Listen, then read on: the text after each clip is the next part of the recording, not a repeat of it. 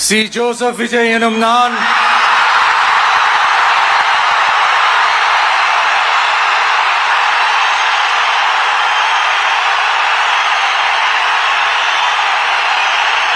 சட்டப்படி அமைக்கப்பெற்ற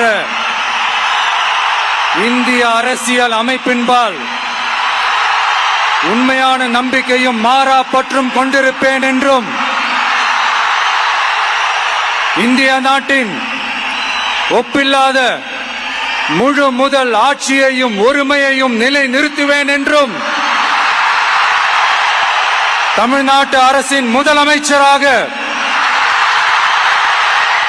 உண்மையாகவும் உளச்சான்றின்படியும் என் கடமைகளை நிறைவேற்றுவேன் என்றும்